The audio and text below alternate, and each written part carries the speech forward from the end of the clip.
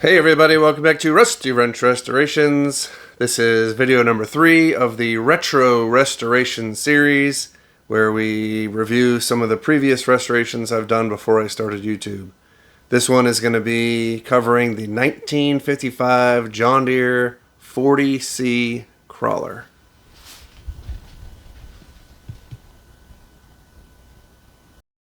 So up to this point, I had restored 2 crawlers already. I did the John Deere Lindemann crawler and a John Deere MC crawler.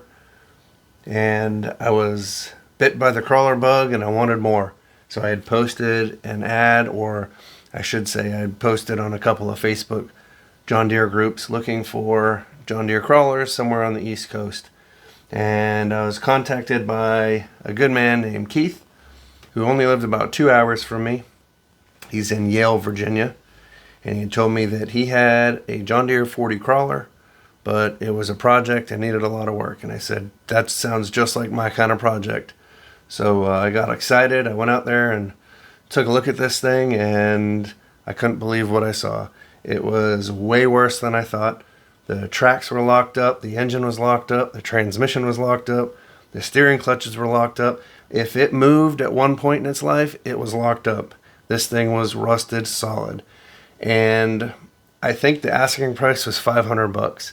And I honestly I couldn't even bring myself to purchasing it. There was, sometimes I even look at something just for buying it for parts, but everything was just so far gone on this thing. I couldn't bear to do it. And I walked away from it that day. About 9 months later, I finally got back up with Mr. Keith and wanted to attempt to restore this tractor. That whole 8 or 9 months after I had walked away the first time, it just kept nagging at me in my head saying, I think I can save this, I think I can save this. And, well, we did. So I went back in, I think it was December 17th, 2021, and we picked this thing up. Keith and his dad got the John Deere skid steer and mini excavator out, and we drug this thing out of the woods and somehow loaded it up on my trailer.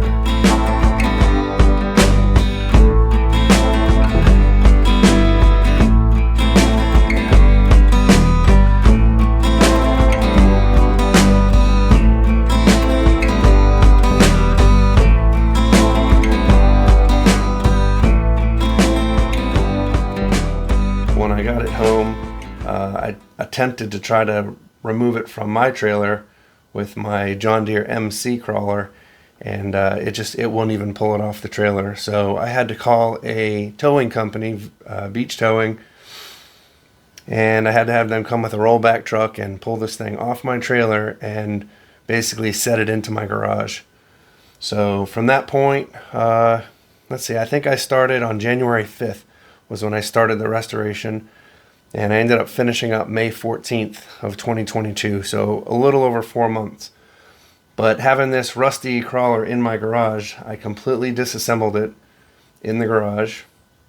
As you can see here, I've got my large engine hoist, which came in handy for pulling this thing apart. And I just started pulling everything apart, the engine, the transmission, the torque tube.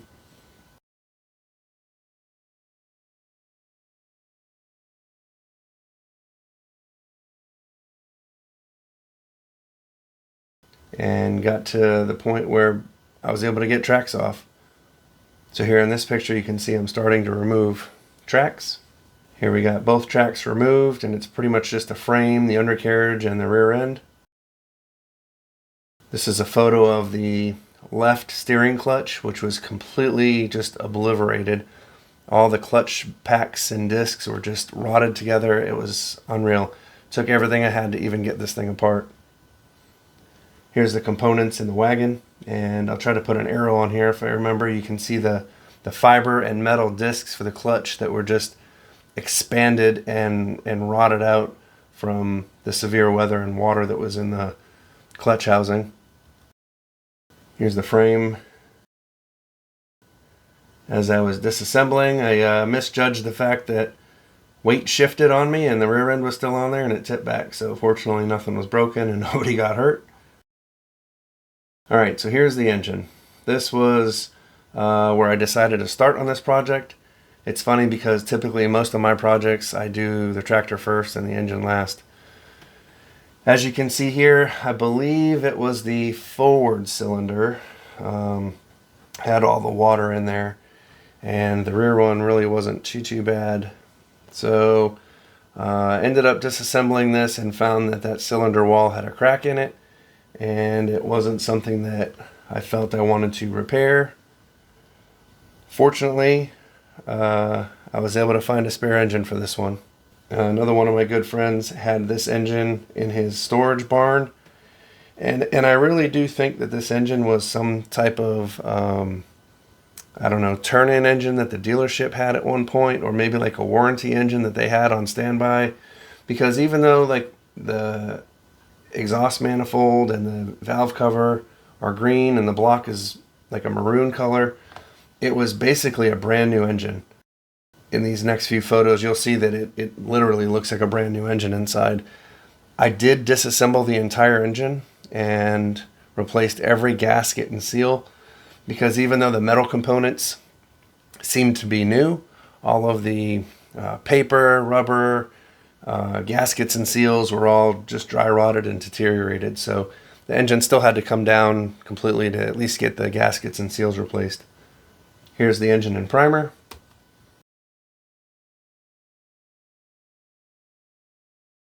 And here's the engine and paint. So I had this engine and paint before I even started getting the rest of the crawler restored. There's Sweaty Betty in the background.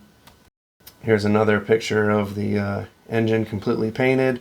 The rest of the crawler is in pieces on the side of my house. And there in the background, well, there's Sweaty Betty, but there's also the John Deere MC crawler. I think it was a 49. Alright, so here's the crawler frame on the side of the house where I do my restorations now. Again, if you watched the payloader video, you'd see that I had the rusty hood and blade components back there in that far back left corner. And here's the frame, the transmission, and the transmission torque tube tunnel housing, all in paint. Was able to get the frame assembly moved back into the garage. So again, this whole crawler was put into the garage. I took every single piece apart, moved it piece by piece from the garage to the side of my house, where I wire wheeled, cleaned, primed, and painted, and then moved every single piece and component of this crawler by hand back to the garage. So I moved the thing by hand twice, which is crazy. So the rest of these pictures here coming up is just me putting it back together again in the garage next to the MC crawler. Here's the right final drive housing with some of the components inside. Here's the transmission cover removed, replacing the gasket on there. Torque tube and clutch.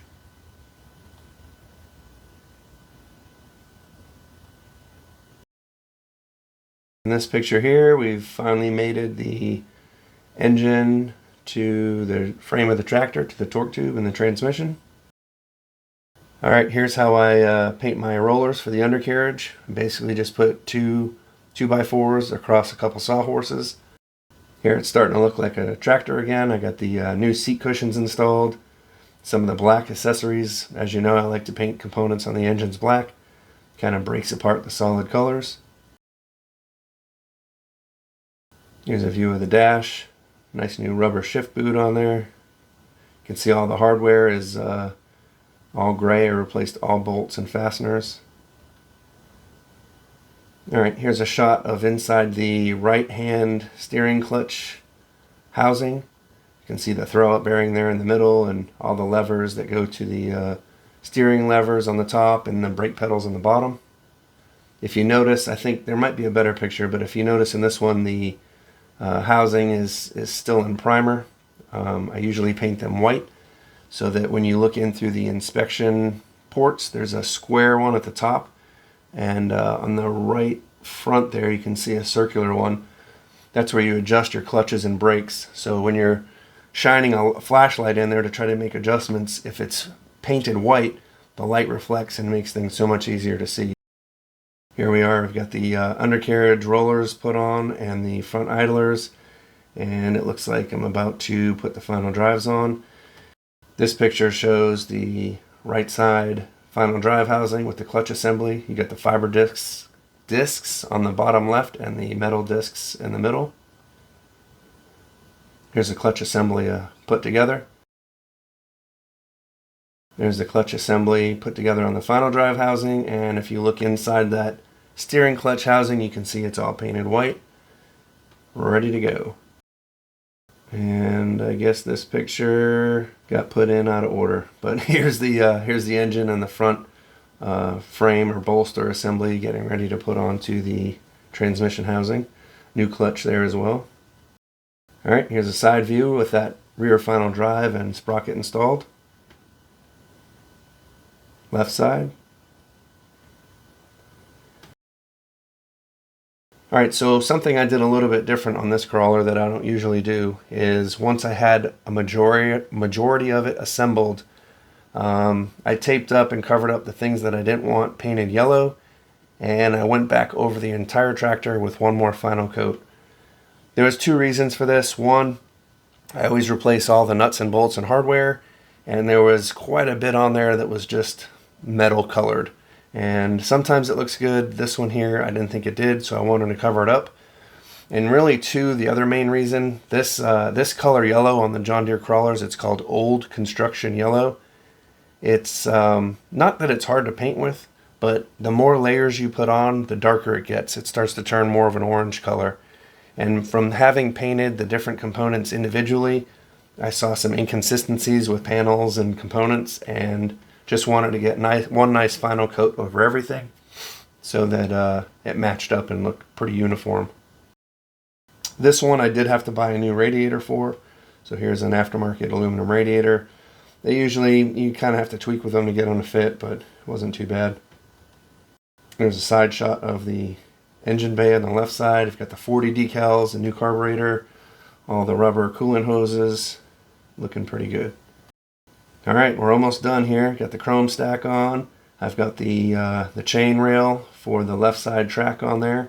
Again, the crawler is still up on cribbing, and I do that so that I can put the grouser pads and the rubber pads on easily. So basically you can just kind of bolt them on and rotate everything around. This is me putting the chain rail on the right hand side. I use a ratchet strap on each side to basically cinch them together to get the master pin through. Here's the grousers on my side yard getting painted. I set them on 8-foot 2x4s. It's usually enough to cover or to hold all the pads. And here's a picture of the rubber pads. So you can see the bigger bolts in the middle. Those are what hold the pads to the chain. And then the hardware that's inside the rubber pad, those go through those 1/2-inch holes that I had machined in. Alright, this is pretty much it. Looks like it's getting fairly complete. The pads are on. I was able to bring it to a couple shows. I brought it to the Coastal Virginia Auto Show, had it displayed indoors for 3 days, and brought it to a couple other tractor events and just had a really good time with it. Anytime I'd bring it someplace, somebody would always say, "Isn't that tractor supposed to be green? They didn't make yellow ones." Well, they did. So the industrial versions of the crawlers were yellow. Now this crawler specifically, when I picked it up out of the woods, it was a green ag colored 40 crawler, and I wanted to switch it to the yellow. So I'm going to stop yapping here, and I'm going to let this play through and just check it out.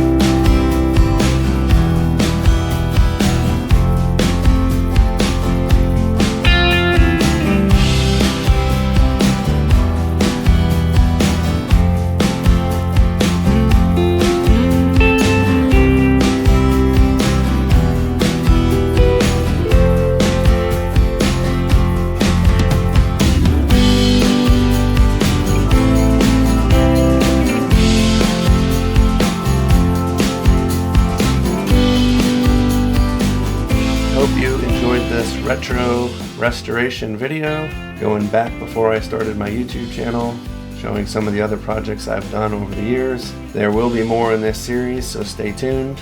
There's Farmalls, Fords, John Deere, you name it. I appreciate you watching, and we'll see you in the next one.